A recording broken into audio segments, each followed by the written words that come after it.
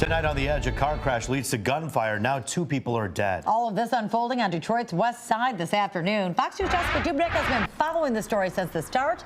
She joins us with the latest. Jessica? Detroit police detectives are scouring the city right now looking for 3 suspects connected to all of this chaos. Now, sources are telling me that there's some pretty good Ring doorbell footage of what went down earlier today. It was a lot of gunshots went off. It woke me up. As many as 20 shell casings scatter the streets Friday afternoon. No, it's not unusual for this neighborhood. This is always shooting around here. Maybe not, but the backstory that got us here definitely unusual. This is not, the usual way accidents are handled. And things went so very quickly from 0 to 60. Investigators' theory goes a woman driving this car, guarded by Detroit police, was hit somewhere on the city's west side. Hit by this burgundy truck, crashed at a separate scene about 2 miles away at Wildermere and Burlingame. When the female driver was hit, she called her crew instead of police to get involved. Then she followed the burgundy truck here, where it crashed with the van unrelated to it all. Sadly, the driver of that vehicle, who we believe is uninvolved, died from her injuries from the accident. Seconds later, a black truck shows up. 2 men inside. The men the female driver called for backup. Then a shootout between the men in the trucks. One originally in the burgundy truck was killed. We did recover 1 weapon from him. He was actually laying on the ground with a weapon in his hand. The car the woman was in ended up a 1.5 miles away off Seward Street. No one was in it, but blood found inside. On its face, this all looks like road rage. But why call your crew and not police after a crash? We suspect that it could be more to it than what we know right now. But we don't know enough to responsibly say that, but we're looking at all angles. Detectives are looking for 3 suspects, the female driver of that car and 2 males, all caught on Ring doorbell footage near the scene. You know, the fact that we were so quick to go to weapons to resolve simple disputes. We can repair a car, we can fix a car, we can get another car, but you can't fix a life, you can't bring people back. Yeah, very well said by the chief there. Now, Detroit police, they are working off their video assets, but they can always use tips. There's actually a $1,000 reward for information leading to an arrest. You can call the Detroit Police 10th Precinct and, of course, Crime Stoppers. Reporting live on Detroit's west side, Jessica Dubnik, Fox 2 News. Well, Jessica, do we know if police have any leads on those suspects, especially because it sounds like at least one of the drivers left their vehicle behind, and they might be able to identify him through that? A lot of evidence. You got 2 vehicles left behind. You got Ring doorbell footage. And of course, people were outside at this time. They had some pretty good descriptions of these folks. So I have a feeling it won't be long. Yeah, certainly sounds like it. But of course, anybody, information, please come forward. Jessica, thanks. And more tragedy from the west side. A family is heartbroken after a mother is killed in a hit and run. And the driver is still out there. Fox News' Camila Miri reports. She was so happy. That's what she was doing, out there being happy and enjoying her life. Charmel Montgomery gone way too soon, killed by a hit-and-run driver in the early morning hours of October 1st. I just seen her the day before. I worked right around the corner from her. She was leaving Lovely Vibes Grill on Detroit's west side, crossing Grand River when she was hit. 29 years old. My daughter graduated high school. She got 3 children that she taken care of. She was a beautiful person and did not deserve this. My daughter did things that I could have never done on my own. She was so strong. Mom LaCleisha worries about how Charmel's 3 sons will go on without her. I wish my mom was here right now. A heartfelt message to the person responsible. Whoever did this, I know it was a mistake. Just turn yourself in so her children can be at peace. A GoFundMe has been set up to help pay for Charmel's funeral. We'll be putting the link on our website, fox2detroit.com. On Detroit's west side, Camila Miri on The Edge. People in Grosse Pointe Woods in disbelief after a fatal shooting in their own backyard. It happened at this home on Bryce Drive near Mac around 1 this morning. Police found a man shot inside. He was taken to the hospital where he later died. It's the latest incident in just months. 3 young people were found dead over the summer, apparently from fentanyl. Community members just trying to cope. It's just frightening. I told my husband I'm going to drive over here and just see, and I thought, right here, right next to our house is right, behind over here. I'll do whatever I have to do to help.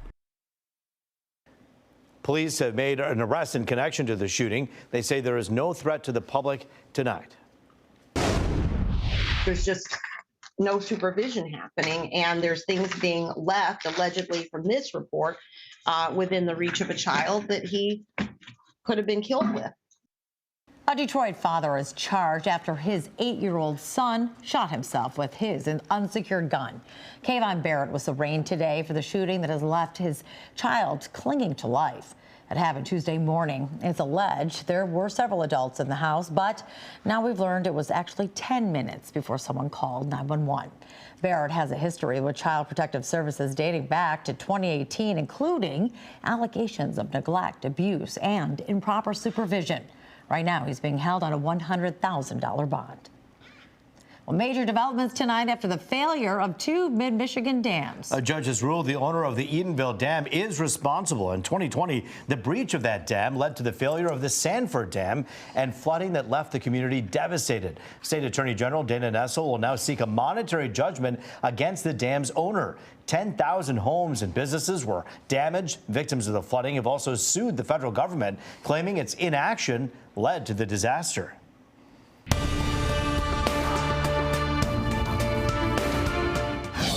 Week 3 of the UAW strike ending with what Union President Shawn Fain calls major progress in negotiations with all 3 automakers. And it comes amid big news from GM, the automaker adding EV battery plants into the UAW contracts.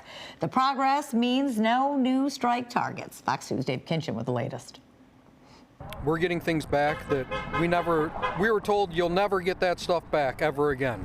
UAW members at the Stellantis Mopar facility in Centerline like the progress they heard Union President Shawn Fain announce on Facebook Friday. It's enough for him to spare the Big 3 any additional strikes this time around, with more than 25,000 workers already off the job and on the picket lines since mid-September. We got our COLA back. GM is the EV plants as of today are UAW.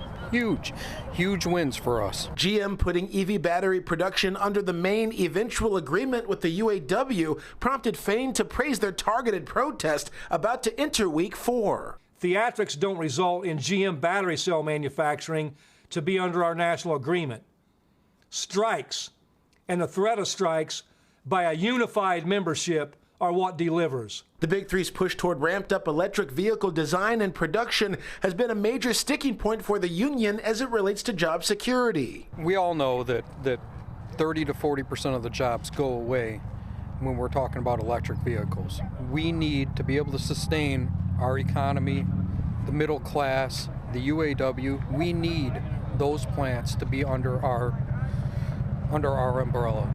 It's a very big change that's happening in terms of both how cars get built and how skills get associated with those jobs. K. Venkatesh Prasad is the Chief Innovation Officer at the Center for Automotive Research. He explained some of the skills workers will need to make those EV batteries. One of the skills associated with just the chemistry, the nature of batteries, the electrochemical nature of batteries.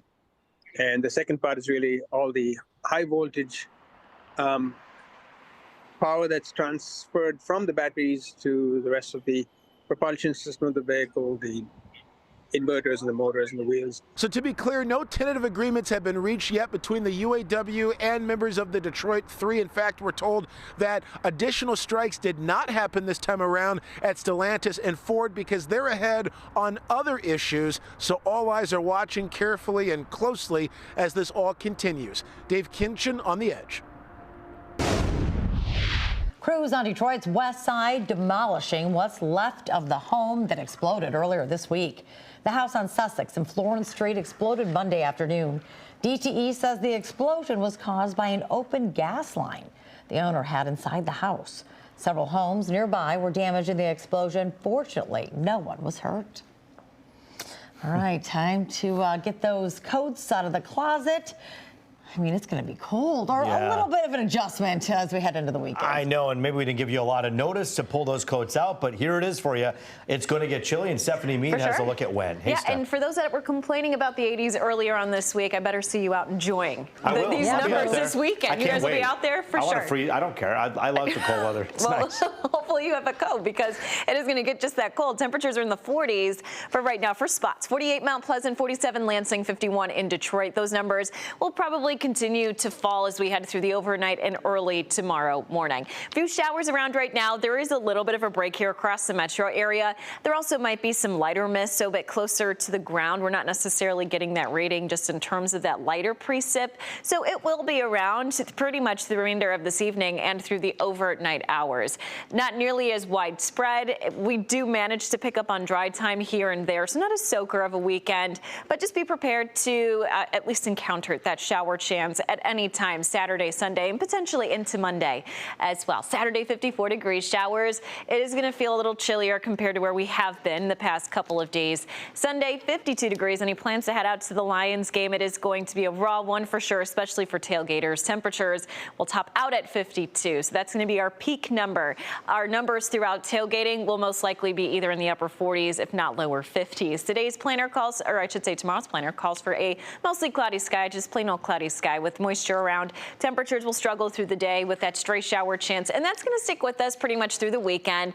Again, we do manage to see dry time, so not a complete soaker, but we have that chance of some lighter rain in the mix pretty much at any time. This is by tomorrow morning, tomorrow afternoon, 1 to 2 o'clock in the afternoon. Light sprinkles around from time to time. Late Saturday into Sunday, we do manage to pick up on some dry time before additional showers then redevelop late Sunday into Monday. And then Monday, I think we'll slowly start to scale back our shower chances, especially during the later part of the day. So Monday, early rain. Otherwise, temperatures gradually warm through the 50s, if not lower 60s as we head through Wednesday. And then our next system arriving through the later part of the work week, bringing us showers Thursday, potentially Friday too, with highs in the upper 50s.